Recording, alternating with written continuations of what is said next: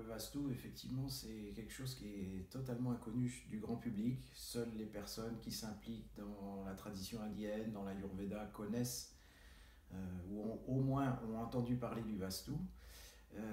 Mais c'est totalement inconnu du grand public. Les gens connaissent le Feng Shui, mais ne connaissent pas le Vastu. Et pourtant, le Feng Shui vient du Vastu. C'est-à-dire que le Feng Shui est né du Vastu quand le Vastu s'est exporté avec les courants bouddhistes depuis l'Inde vers la Chine et un peu plus tard vers le Japon. Alors c'est une discipline très ancienne qui a pris émergence dans la tradition indienne des Védas. Les Védas, c'est en quelque sorte, on pourrait dire, la Bible des hindous, c'est-à-dire c'est les écrits les plus anciens sur lesquels toute la tradition indienne repose. On parle des 64 arts dans la tradition de l'Inde. Ces arts sont tous issus des Védas, qui sont donc des écrits. Bon, les historiens ne sont pas tous d'accord, ils disent 2000 ans, 3000 ans, voire plus parfois. Et c'est en fait une sorte d'encyclopédie de la nature, qui explique comment la nature fonctionne. Alors ça va de la musique, la danse, de tous les arts, y compris l'architecture. Et le Vastu, c'est la science sacrée de l'architecture.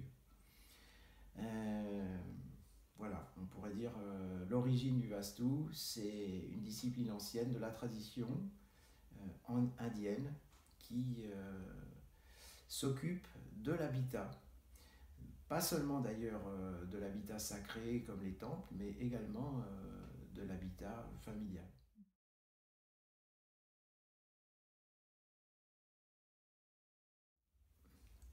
Alors,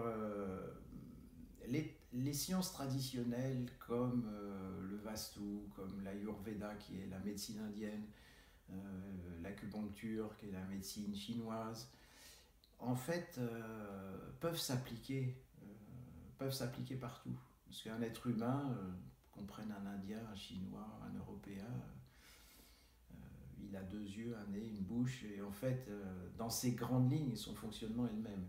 Et l'habitat, les règles du Vastu sont en fait des règles qui s'appliquent au niveau terrestre, qui ne sont pas simplement valables sur le continent indien. Ce sont des données universelles qui sont véhiculées par le Vastu, donc ça peut tout à fait s'appliquer. Alors après, qu'il y ait des adaptations à faire en fonction des lieux, ça certainement, mais le Vastu peut tout à fait s'appliquer.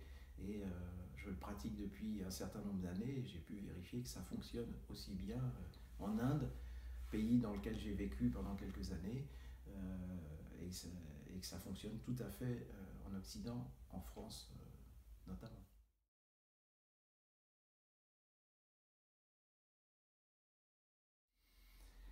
Alors les personnes qui viennent, qui s'intéressent au Vastu, qui se forment chez nous, en fait on pourrait dire qu'il y a plusieurs catégories.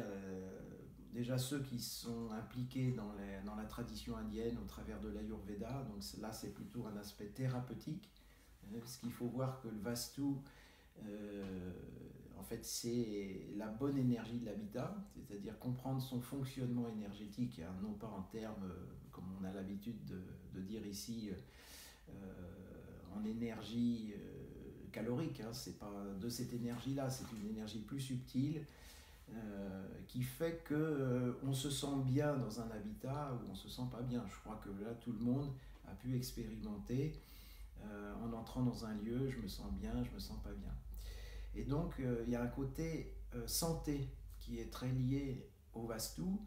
Et une des premières demandes des gens qui viennent se former chez nous, en général, c'est la santé. Et donc les thérapeutes ayurvédiques s'intéressent au Vastu euh, pour pouvoir inclure dans leur arsenal thérapeutique le Vastu pour rétablir une bonne énergie dans l'habitat, ce qui est le support d'une bonne santé pour son habitant. Alors ça, c'est une catégorie de personnes. Il y a aussi des gens qui s'intéressent au yoga, par exemple, à l'énergie. Et puis, il y a bien sûr des architectes. Alors, ils ne sont pas très nombreux, parce que dans la mentalité occidentale, cette notion d'énergie, elle paraît un petit peu mystique. Et c'est dommage, parce qu'en fait, il y a quelque chose de très scientifique derrière. Mais c'est pas parce que on n'a pas pu expliquer tout le domaine du Vastu d'une manière rationnelle et scientifique qu'elle n'a pas des implications intéressantes. Moi-même, j'ai une formation scientifique au départ, ce qui ne m'a pas empêché, par curiosité, de m'intéresser au Vastu. Et à partir du moment où on voit qu'il y a des résultats, hein, c'est ça qui compte en fait. Est-ce que ça fonctionne? Et si ça fonctionne, eh bien, je pense que ça mérite qu'on s'y intéresse, qu'on ait une formation scientifique ou pas. Alors, les architectes, les décorateurs d'intérieur sont quand même demandeurs, hein, de plus en plus, de, de, d'une autre vision en fait de l'architecture, de la décoration, et le Vastu peut apporter des réponses très très intéressantes. Ben, en termes d'énergie, parce que comme je le disais tout à l'heure, l'énergie c'est quelque chose qui nous sous-tend.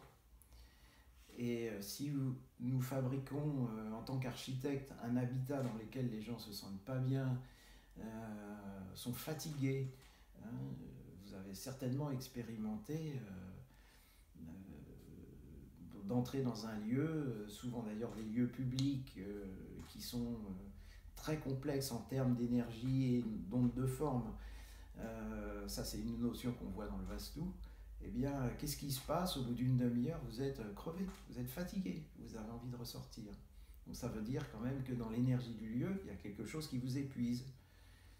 Et donc c'est intéressant d'avoir un lieu qui, au contraire, au lieu de vous épuiser, vous ressource. Et ça, c'est le Vastu peut apporter cette dimension.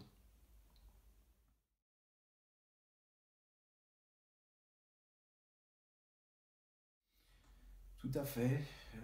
C'est d'ailleurs en général la demande des personnes qui nous contactent pour des consultations, pour des corrections, pour un diagnostic.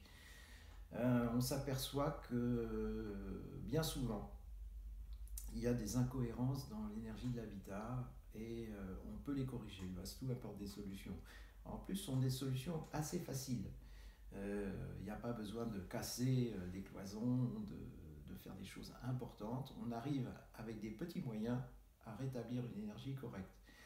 Et j'ai de nombreux exemples de personnes qui m'ont sollicité pour des consultations par rapport à des problèmes de sommeil. Et on s'aperçoit en ayant un regard Vastu, qu'effectivement, dans la chambre en question, il y a certaines problématiques. Bon, un très classique, c'est par exemple la porte d'entrée de la chambre coupe le lit, le flux de la porte. Bon, eh bien ça, en fait, ça va avoir un impact non apaisant. Il y a un flux en fait qui perturbe, qui est léger mais qui est là en permanence. Un miroir par exemple qui fait face au lit également apporte une énergie qui n'est pas apaisante. Donc il suffit de déplacer le miroir, peut-être si on peut déplacer le lit. Alors, dans des petits espaces, par exemple, je suis souvent amené à corriger des lieux sur Paris où ce sont des petits appartements, là il n'y a pas la possibilité de bouger la place du lit. Eh bien on trouve des astuces. Il y a des astuces pour en fait couper les flux d'énergie dérangeants et amener de l'apaisement dans la chambre à coucher. Et c'est immédiat. Hein, les gens nous disent, dès la première nuit, après la correction, c'est étonnant, j'ai bien dormi. Alors il peut y avoir des ondes de forme, il peut y avoir plein de raisons qui font que le sommeil est perturbé. Maintenant, je dirais, attention, il ne faut pas non plus tout mettre sur le dos de l'habitat. Il peut y avoir aussi d'autres raisons, bien sûr. Mais si vous étiez avant dans un lieu ou dans une chambre, vous dormez bien, mais quand vous allez dans cette chambre-là, vous ne dormez pas bien, là, manifestement, c'est pas lié à un problème personnel, c'est lié à certainement l'environnement. Et donc, il faut voir dans cette pièce dans laquelle on se sent perturbé au niveau du sommeil, de voir quelle est la problématique. Et ça, on le détecte très très bien en Vastu, on fait des corrections et en général, dans 90% des cas, le sommeil est retrouvé.